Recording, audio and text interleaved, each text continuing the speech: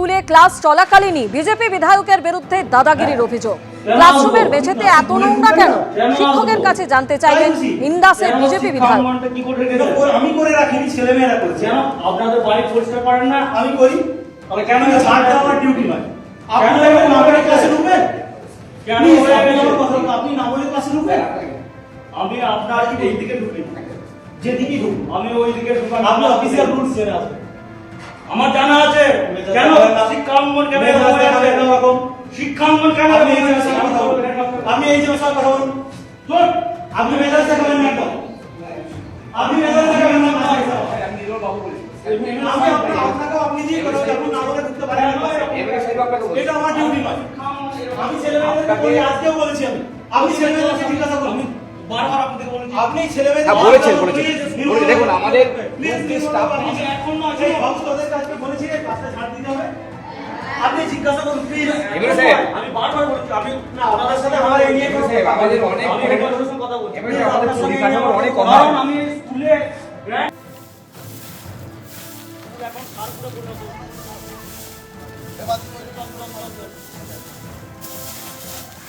পার করে নেওয়া হয়েছে, এটা পার করে আনা হয়েছে। কেন থাকবে স্কুলের মানে যে প্রবলেম, কুসমুড়ি হাই স্কুলের যাবতীয় মেরামত করার জন্য আর্থিক সহযোগিতার প্রয়োজন আছে এবং প্রাইমারি স্কুলেও বলেছিলাম, সেখানে মাননীয় শিক্ষামন্ত্রী পার্থ বসু ওটা গ্র্যান্ট করেছিলেন 2,56,000 টাকার এই হাই স্কুলের জন্য।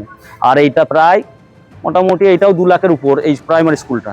এখানে দেখুন এটা রং হয়েছে, আপনি দেখুন এই প্রাইমারি স্কুলটা রং হয়েছে, কিন্তু এখানে আজ আমি বেরোনোর সময় দেখছি যে স্কুলের এত নোংরা অবস্থা, পুরো সার্কুট তৈরি হয়ে গেছে, স্কুলের ঢুকার গেটে পুরো সার্কুট তৈরি হয়ে গেছে, এটা গার্বেজ মানে জমা করে দিয়েছে এটা।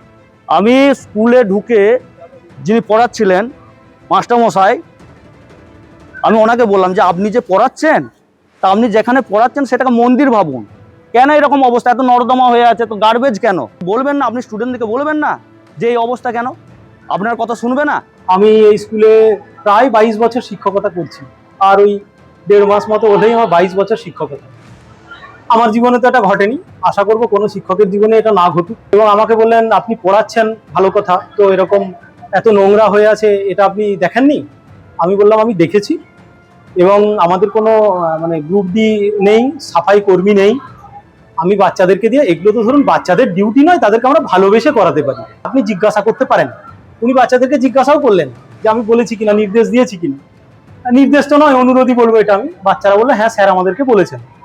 আমি ওনাকে তখন জিজ্ঞাসা করলাম আপনি আমার পারমিশন ছাড়া আমার ক্লাসে এলেন, এটা বলে আসতে হতো না?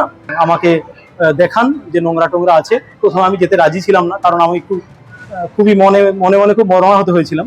আমি বলেছিলাম না আমি যাব না। তারপর উনি রিকোয়েস্ট করলেন যে চলুন দেখবেন, দেখলাম, এবং সেখানে উনি আমাকে একবার অবশ্য সরিও বললেন, কিন্তু আমার অপমান তো ছাত্রদের সামনে হলো। এবিপি আনন্দ এগিয়ে থাকে, এগিয়ে রাখে।